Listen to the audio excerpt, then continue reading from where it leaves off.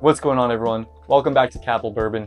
My name is Steven, and today we have a very special video. As you can see, we're reviewing the new Heaven Hill Grain to Grass series. Now, why is Heaven Hill even releasing this series, and is it necessary at all? Well, according to them, they've actually developed a new corn strain in collaboration with local farmers, which is aimed at delivering the best alcohol content.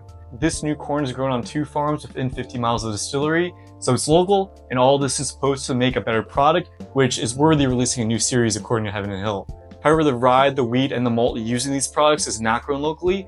However, I do hear rumors, and it does sound like they do have plans to move those productions locally, just like they are for the corn.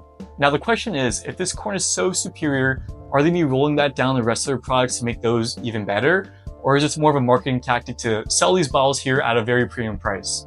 Now, of course, Heaven Hill being a very large legacy distiller, they have a huge fan base and a huge following, and they will probably sell every one of these bottles that they initially make, which in turn is a lot of money for them. And these bottles do have a hefty price tag on them. Each of them go for $100 MSRP, and for the set of 3, of course, you're looking at $300. If you're looking on the secondary market to acquire one of these, they're kind of hard to find still, and you're looking for around $150, depending on which bottle you get. I believe the Wheated Bourbon and the Bourbon go for a little bit more than the rye that we have here. Now, there is no age statement on these bottles. However, for each of them, they do say it was bottled in 2017 and then released in 2024, I believe June of 2024, which, if my math is right, puts it at around 7 years, which is the same age statement as their Heaven Hill Bottle and Bond, which is extremely popular, coming at half the cost at $50 for that bottle. Now, the mash bill for each of these, the rye here is 63% rye, 24% of that new strain corn that we just talked about, and 13% malt, coming in at 123.2 proof. I don't believe it's barrel proof, it doesn't mention that at all here, so you probably water it down to what they feel like is the best to release it at. The bourbon here is 52% corn, which is also the same as the wheated. They're both 52% corn, majority corn, and they both also are 13% malt. However, the bourbon is 35% rye and comes out at 107 proof, and the wheated one here is 35% wheat and comes in at 121 proof. All right, and that just about covers the information for all these. Let's pour them up and give them a taste. Nice cork pop on that one. I do like these bottles, they're really pretty bottles, but does it justify, the extra money for them? Probably not, but if you're into that, the cork is also really nice too. The bottles are super pretty. We'll keep it in the same order. So this is the rye, and we got the bourbon here. See the cork pop on this one. Very nice as well. All right. These all brand new bottles. I opened them maybe an hour ago, so they've been sitting in the bottle, but not sitting in the cups here. I think let's start from my left to right, which is the rye here. Let's give that one a shot first. On the nose. Okay. You can definitely tell this is more of a rye bourbon here, or more of a rye whiskey. You're getting some of that dill, you're getting some of that herbal, a little bit of floral too. It's not nearly as strong as some of the other ryes I've smelled, but it's pretty strong, and you can definitely tell this one's a rye. Yeah, definitely getting more of that dill. Kind of reminds me of a salmon smoked on some cedar plank. All right, let's give it a shot.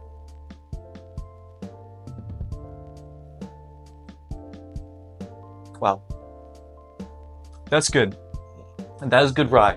I'm not gonna lie, that is good rye.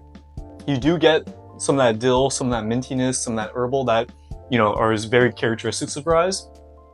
First initial sip though, I'm getting spice too in the beginning. Now on the tip of my tongue, kind of on the end, I am getting some sweetness.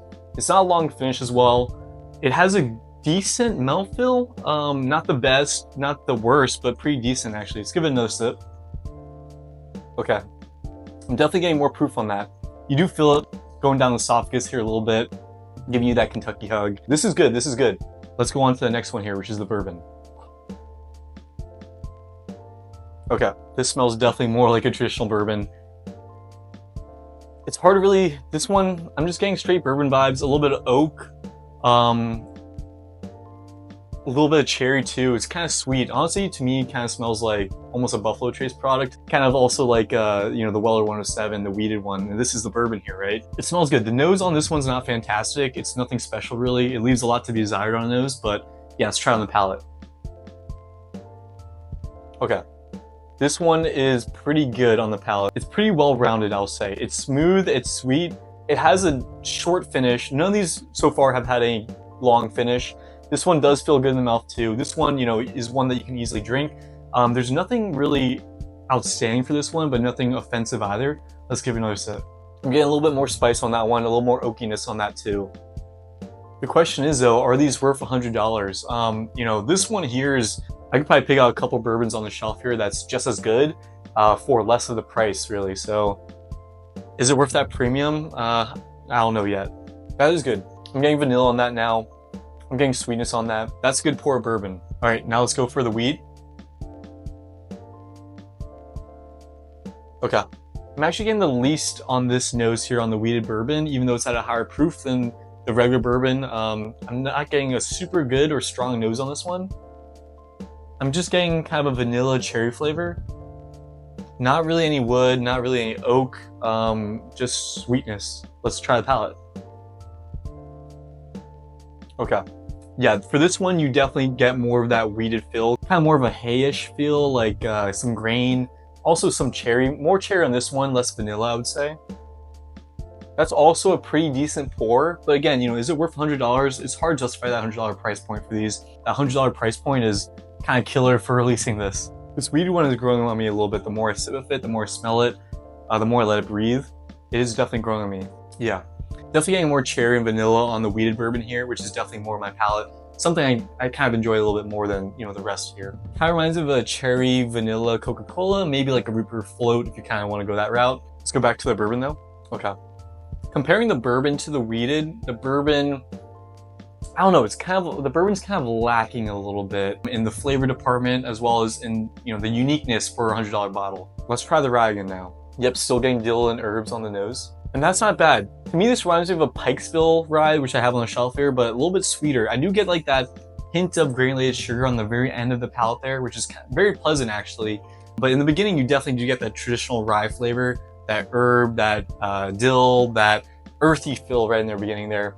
It's not super intense, and this is, I would say, kind of a moderate rye. If you're a huge rye enjoyer, you might not enjoy this, but if you're someone that's getting into ryes, this would be a good intermediate rye, I believe.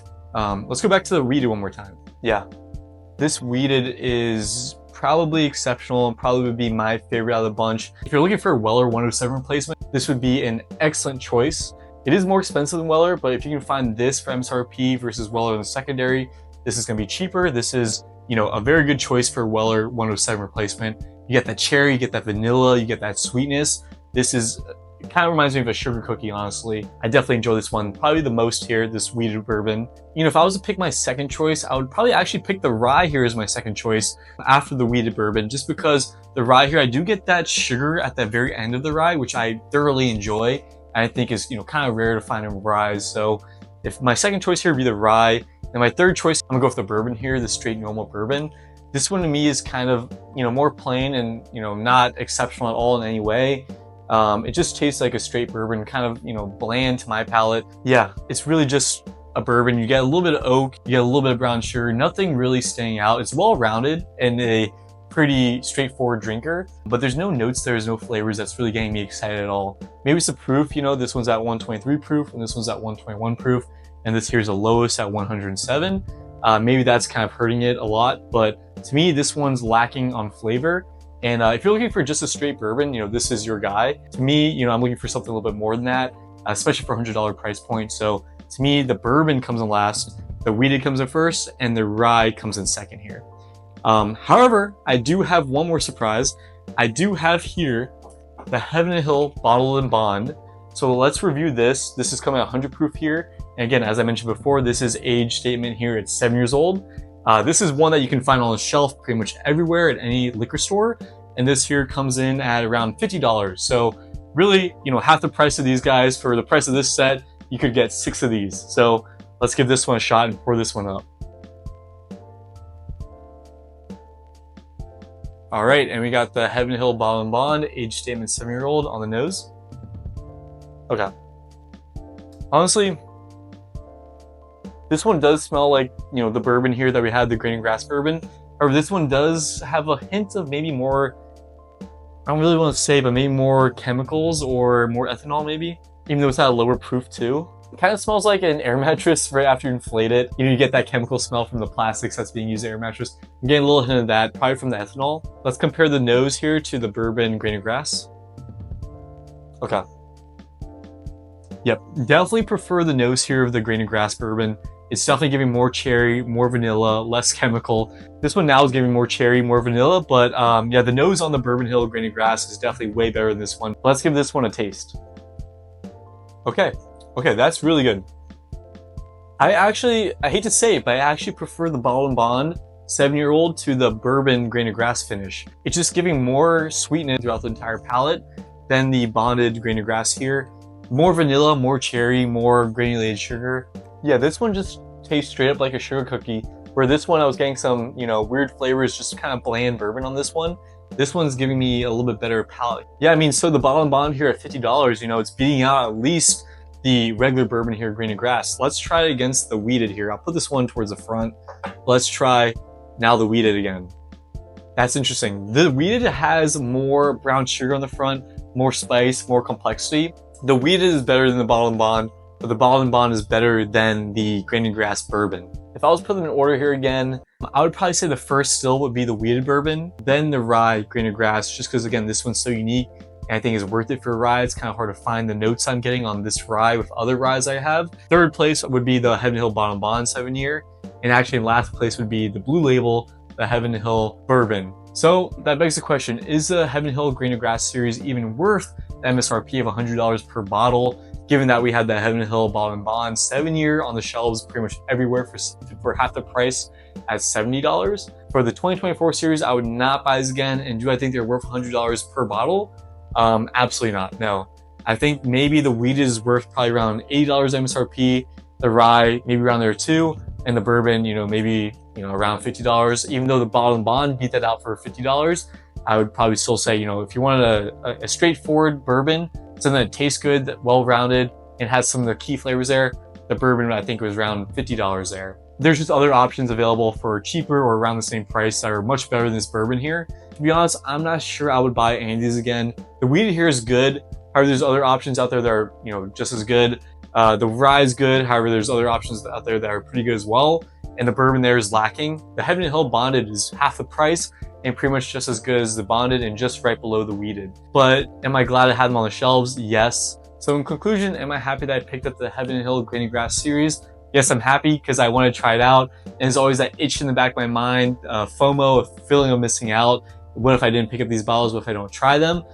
So yes, I am happy I picked them out. They are decent bottles and I will be drinking these guys. I think it's a good marketing tactic and I think it's a great story and their bottles look fantastic actually. But is it worth $100 for the juice that's inside them, which ultimately at the end of the day is what it's all about? I would personally say no. All right, and with that, that was my first review there for Capitol Bourbon with the Heaven Hill Grain of Grass series. If you enjoyed this content, then please like, comment, subscribe, and share this video, and I'll see you guys on the next one.